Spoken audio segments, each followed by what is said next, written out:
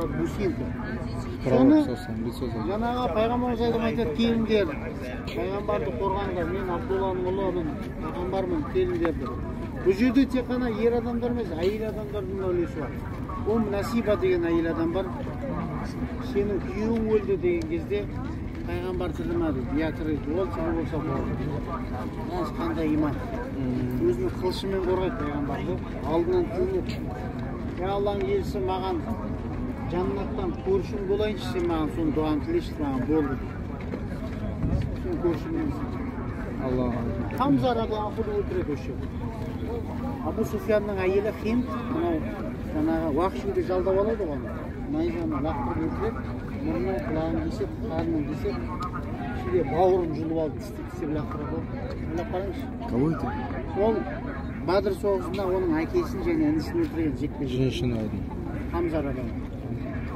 Бұл жерде Ханзала деген сахаба бар. Ханзала радиаллаху анху никах қияды Ухудтың алдында бір түн бұрын. Түнде әйелімен болады, таңертең Ухудқа кеттік деген кезде ғұсылына алмастан кетіп қалады соғысқа.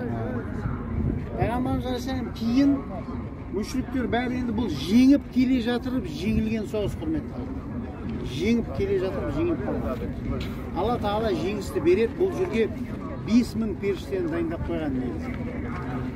Жибрил алейхиссалам атыменен күзенін бүйтіп, не дейді адам, ұстайды. Тізгінін ұстап тұрған бұлай, дайын тұрған.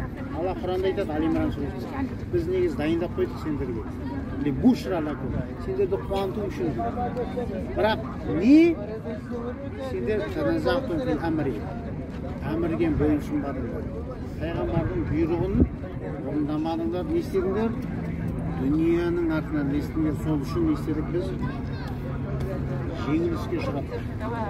Келесіз ба? Жеңіп келе жатып жеңіліске.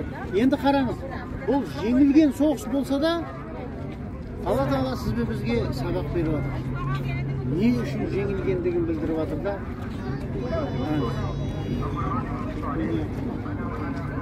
Дүния деген алданба дейді. Қолдың кірі.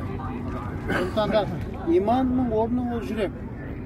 Дүнияның орны ол қалта құрметті. Біреу келгенде берші маған дегенде мә. Көмектесші маған дегенде мә.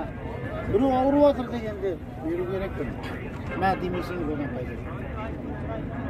Лев Толстой айтады ғой, біз оны ұстап жатқан жоқпыз, сөзін алып жатырмыз. Дүние деген ол дейді, ол қи сияқты. Навоз жинай берсең сақсиды ол. Оны сепсең, қалдың түбіне ол өсіреді.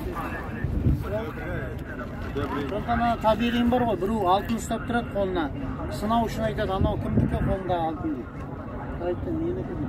Жоқ дейді. Ол сенікі емес дейді. Ол сенің қолыңда тұрса, сен оныкісің дейді. Сен оны Алла жолына бергенде өсің. Сондықтан да бұл кісілер құрметті қажылар сізбен бізге исламды көпір қылып берді. Жанымен, малымен, уақытымен біздің басымызда орамал, оқып жатқан намаз, салған мешітіміз осылардың себебі. Осы кісілер көпір бола білді. Сізбен біздің мақсатымыз, біз дүнияға келген қонақпыз. Арттан немере, шөбере, бала-шаға бар. Не беріп жатсыз оған? Умраға келдіңіз ал. Не үшін келдіңіз? Сауда жасау үшін келдіңіз ба? Сауда жасама деп айтпаймыз. Хақымыз жоқ. Алыңыз. Бірақ негізгі мақсатты ұмытпаңыз. Бұл аманат. Басыңыздағы орамал аманат. 5 уақыт намаз аманат. Мына жерге келгеннен кейін оқыдыңыз ба? Кеткеннен кейін оқисыз ба, оқымайсыз? Дінмен өмір сүресіз бе, сүрмейсіз ба? Әңгіме қайда